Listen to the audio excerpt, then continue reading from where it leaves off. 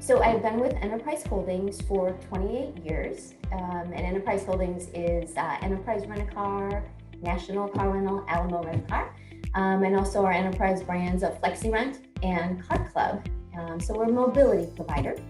Let's see, I started in Chicago and then have relocated to St. Louis, which is our worldwide corporate headquarters. And then 4 years ago, relocated over to England. So I oversee our 5 corporate-owned countries. So that would be UK, Ireland, France, Spain, and Germany. And I have the opportunity over here to also consult with our EMEA franchises. We have 40 countries over here that we have franchise operations in. So yeah, it's been a wonderful career so far.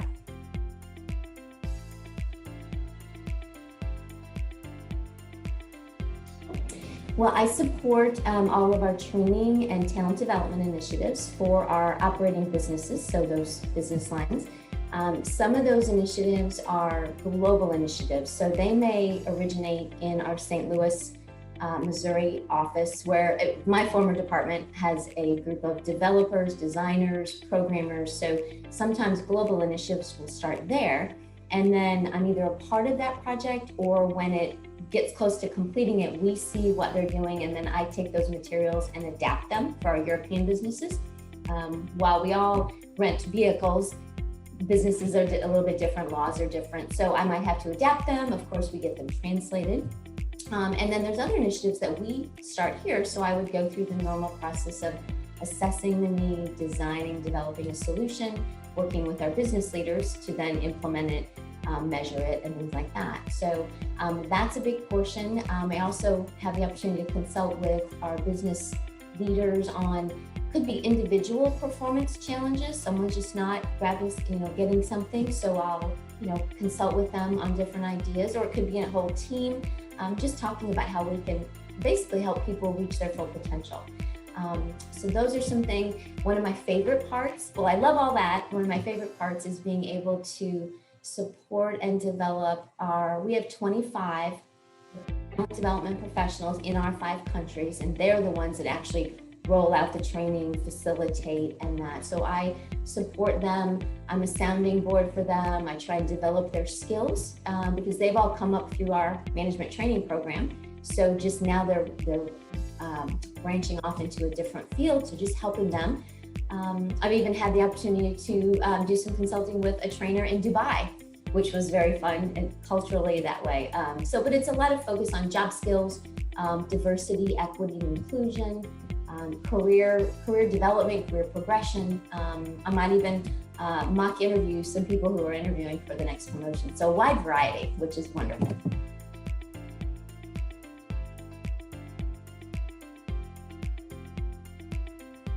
Well, I'm going to give a lot of credit to the 25 talent development professionals, because we probably three big things, I guess, over the last 18 months. One is we are a company, we've always brought people in for in-person classes. So that's been what we've done for over 60 years, brought them in.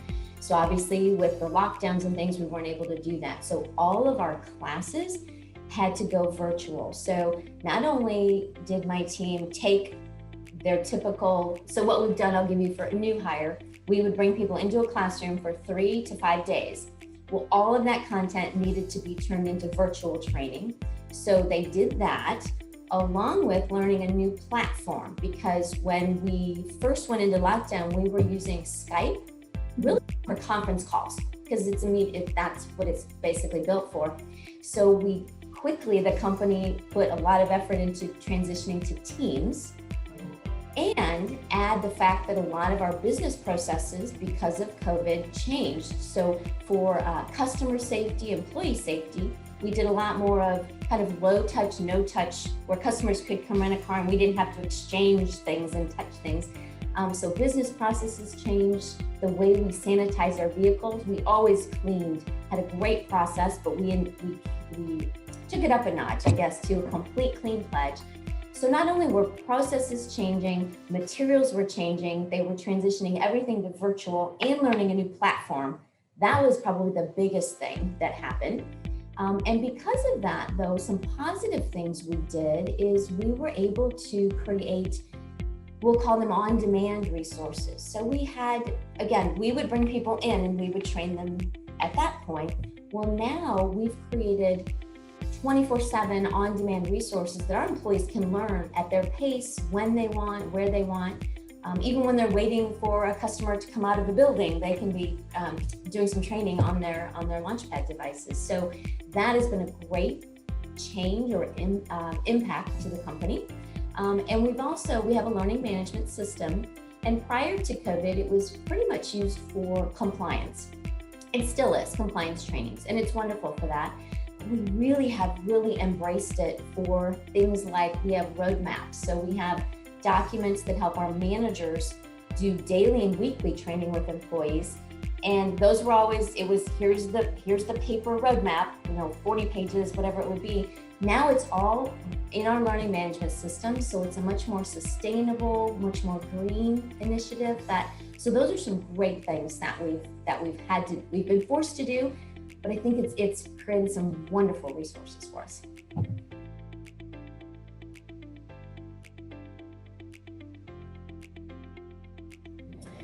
Yeah, it's a great question, and that's probably the thing that we talked about the most with my talent development professionals, because we were on the phone together calls probably every 2 weeks for a while, just to go, how are you doing it? What are you doing? Can I see that? Types of things. I truly think that from a learning experience, our operations, our daily rental and our flexi run operations really have a better learning experience now. Because as I said, we used to bring people in 3 to 5 days, and we would try and, with all the best intentions, tell them everything they needed to know. Or here's how you can succeed, and here's everything. And we know that there's no way you can remember all of that. So doing the virtual pieces, now we're able to train in bite-sized pieces, some content, most of the time in the morning, except in Spain, they do it in the afternoon when their branches close. But it's like, let's talk about customer service in an hour and a half, 2 hour chunk. Then they go to their location and they're able to see it, do it the same day. And then maybe the next morning we talk about a different topic and again, see it, do it. So learning wise, I'm so excited. It's probably a much better learning environment. We're not overwhelming employees with things, and they can experience them the same day. And we kind of carry that into our other classes beyond new hires. So instead of full day, again, we would bring people in full day. And because we have them full day, let's tell them everything. Now we're able to do pieces and over a couple different days. So they're able to hear about it, even management skills. And then in the afternoon, be able to do it. Let's go try it and see how it worked. And then come back maybe 2 days later for another piece and talk about what did you implement, how did it work? So I truly, our classes when they were in person were always very engaging, interactive, because we know that's what's successful. And trying to transition that into, again, online, I applaud our team for doing things like that. So that's been a big piece.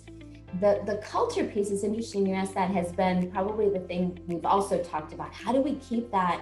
Because one of our founding values is enterprise is a fun and friendly place. And when you're in person in a room, you get some energy. So how do we keep that? So I will tell you, I think our teams have come up with more creative ways. So we've done where we might, if we were all in a class, we might take them out to dinner and go bowling or something. Well, now we've done more things virtually. So things like virtual trivia games, or we've done, coffee chats where or we've sent snacks home. So they've gotten a delivery of snacks and then we have a call. So I like that we've come up with a lot more creative ways to keep the culture going, because I really think our culture is built in your local location. So if I'm in a rental location, that's what the culture is to me, day in and day out. So that interaction with employees, my colleagues, is so important. So we've just found other ways to get to know people. I think we've done some more communication pieces in town halls, type of thing. We've even, my manager started, I don't know what issue she's on now, 25, 26, 30. Every Friday we have Good News Friday, where she'll send an email and it's great things that went on that week, or congratulations for someone getting promoted. And then there's always links to just places that make you happy. So it might be a neighbors helping neighbors story in the news, or when the Olympics were going on, maybe a Paralympic hero, or some good animal stories, or just things that make you feel good. Even we had a site, because travel was kind of locked down, there was a site that you could go tour of a country. So you wanted to visit Amsterdam, you could click the link and it would be like you're driving through the streets of Amsterdam. And so just fun things to keep people engaged and interacting with. So again, I think we've just become more creative, and now we have a bunch more ideas we can do.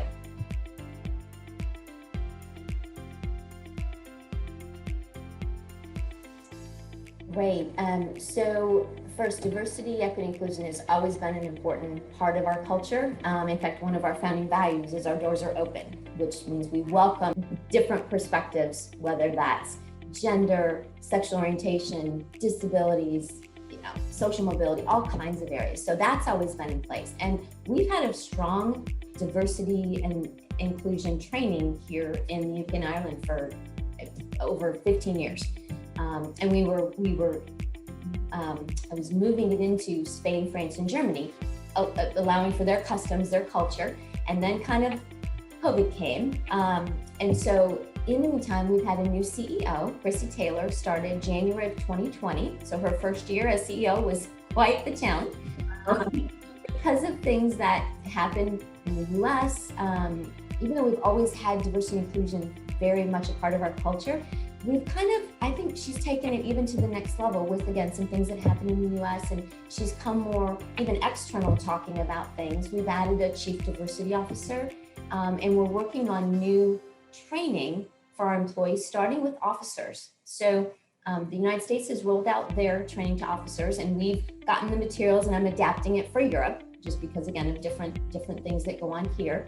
And so we'll start with that, and then all other employees, we will have additional trainings for all levels of employees. So that is coming. The other thing though, and I think what's so important, is that it's not about, training is important, we can focus on a topic. I think what's more important are those ongoing conversations and ongoing things that are happening in team meetings, in the lunchroom, whether it's virtual or real conversations. And I think what we're really trying to do is make people comfortable to either ask, Miriam, tell me what it's like to be you working here, and I'll tell you what it's like to be me. And we may have some similarities, but we probably have some differences, and let's talk about it. So we've got things that we've added to our officer meetings that we have in Europe. Every one of them now has a DE&I topic, whether it's a video we watch ahead of time, or they'll show it and go, let's talk about it. We have a race, religion, equity committee that's at our campus, and they're offering monthly drop-in sessions. So we have lunch and learn, and we have one later in the afternoon, so you can pick and choose, and they're optional, but they all have a topic. I think this month's is microaggressions.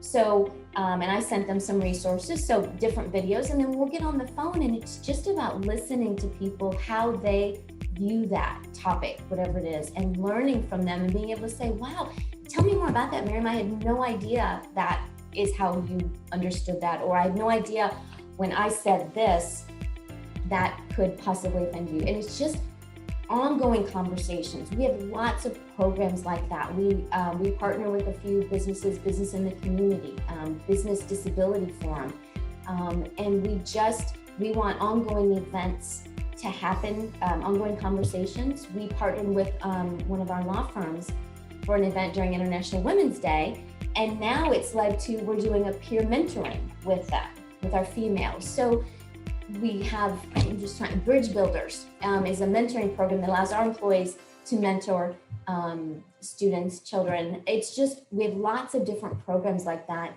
all with the possibility that our employees will learn, educate themselves, and that it's okay to talk about these things.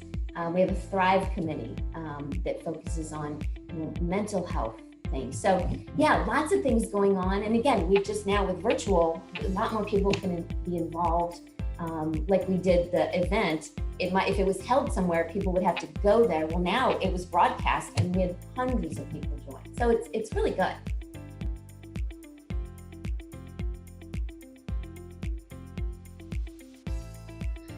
Oh yeah, so Enterprise is a promote from within organization. So 95+% of employees start in our management training program and they work their way up. So we grow our future leaders internally. So development is expected, it's recognized, it's rewarded in our culture. As I used to tell new hires when I was in Chicago, is if you were my manager, Miriam, and I said, Miriam, someday I want your job. In some companies, that statement could be threatening, it's scary kind of thing. And as I told new hires, I'm like, that's what keeps our culture going. You should want me to want your job because then you would be progressing further up. So development is an expectation for our managers. So our talent development professionals provide structure, provide the resources, provide the skill development. If you're a manager, I'm going to help you learn how to develop people, coach them, train them, mentor them. And so that's a big part of our culture. And if you think about it, really more learning happens outside of a classroom, whether it's in person or virtual. It happens outside than in that classroom. So on the job training is something we've done forever. And as I mentioned, our talent development professionals provide roadmaps and resources to managers, because day to day, if you're the manager, you're the one that sees your employees all the time. If I'm in talent development, I'm probably in another location and oh my gosh, as I mentioned, we have 25 talent development professionals. We have over 9,000 employees in Europe. It would be much better for me as a talent development professional to make all of the managers in our world the best developers of people, because they're with them every day. They're going to reap the benefits of their better performance. They'll be more engaged and things like that. So that's what I would say that L&D or talent development helps the managers. And a lot of times for the most part, they're the experts. They're doing the job every day. So that's a big part. So I guess advice is, to get your leaders on board, that if the managers are the best developers of people, they will create a motivating environment, an engaged environment. The company will prosper because it'll be better performing. And so I would say, teach how to do it, expect it, recognize it, reward it. And to give you something that we do, just to show how we do that. So if you were just promoted, there would be a message that comes out and Miriam is now in this wonderful position. And it would tell a little bit about you, and it would mention in your little bio, and Miriam has developed several people to go on to other things, to go on to these positions. And there's always a part in our promotion messages that say, Miriam would like to thank Mary, Susie, John for their role in her development. So it's very front and center. Every promotion message would include those things. So that's how we recognize it and reward it. And if you were to interview for a position, you would be asked in the interview, so Miriam, tell me who you've mentored and how has that gone? And tell me which employees you've developed and how do you do that day to day? And if you just said, oh, I work really hard every day and I do my job. Okay, that's great. So who have you developed and who have you gotten ready to take your position? And if you don't have an answer, that's kind of it doesn't help us create a sustainable business to keep going type of things, because you are expected to develop the people under you to progress. So yeah, it's a great part of our culture.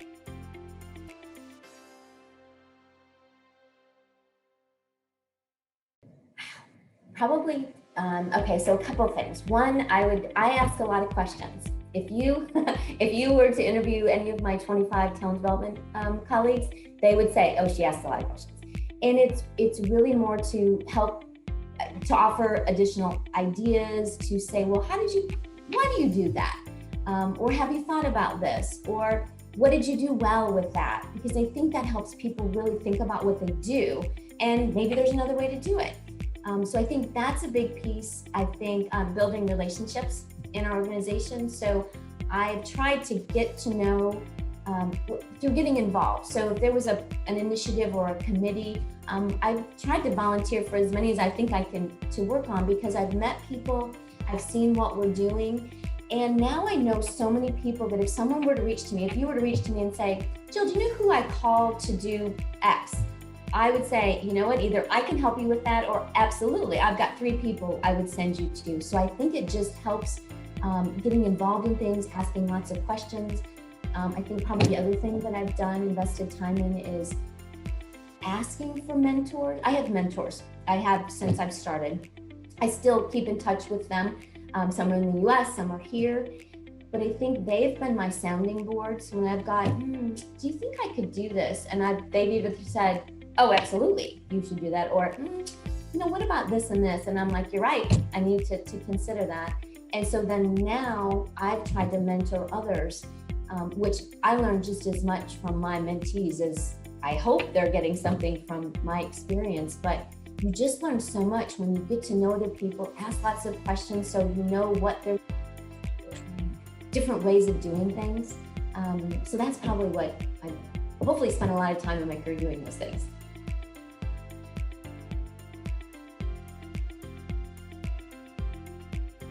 It's interesting, that word. I like the word challenge, because sometimes challenges are just hard things that you have to overcome. And other times people think challenges are negative. And I guess I view a challenge as it's something that crosses your path, and you have to either find a way to overcome it a different way, or it's something brand new that you're like, oh my gosh, I don't know what we're going to do. I mean, think about that. So I think probably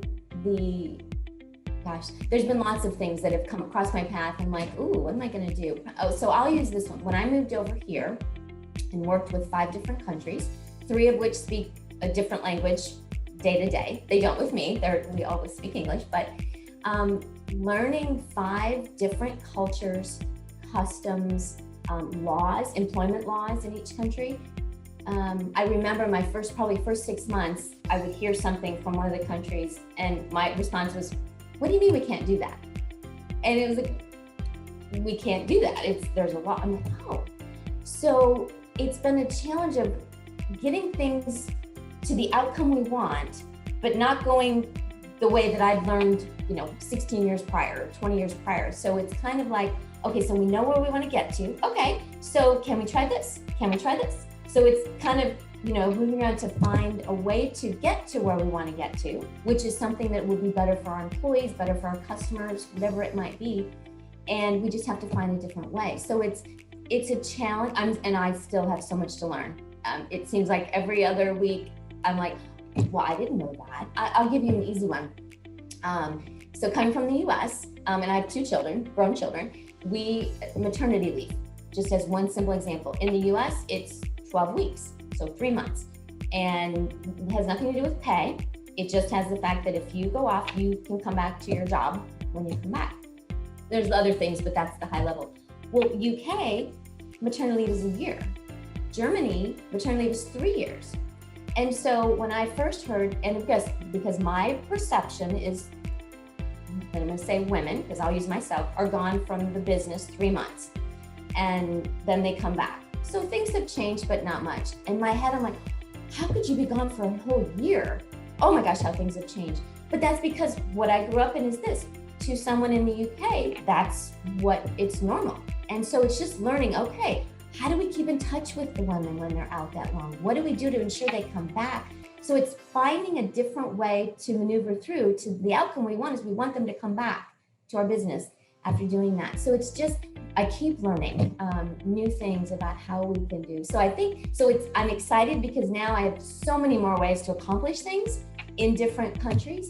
And I'm sure I will continue to learn as long as I'm here, all of the different things that come up.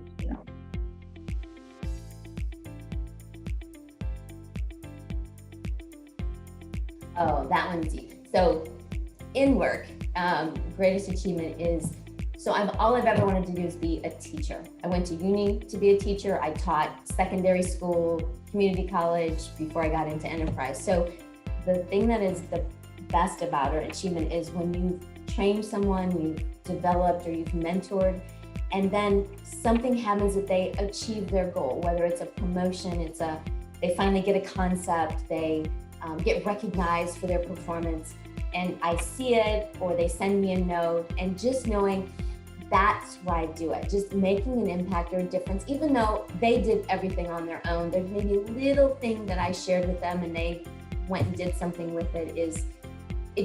That's what makes me smile, just knowing that they've accomplished. And so now I have senior leaders that I started as new hires. And of course it's been their career, but just knowing, wow, I have a senior vice president that I knew on day one and I introduced them to the culture, and now they've taken their career and just, it's wonderful.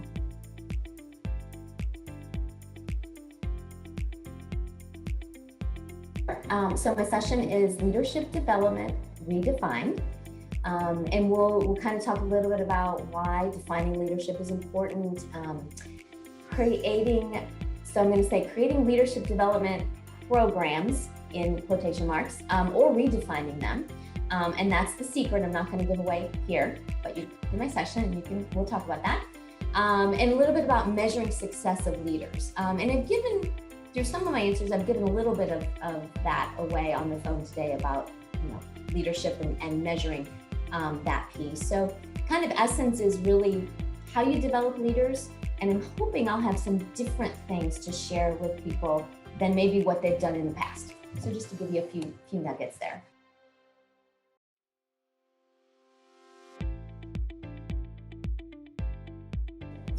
It's funny, I've attended a lot of virtual over the last 18 months, and which is fun because I may not have attended as many if I was traveling different places.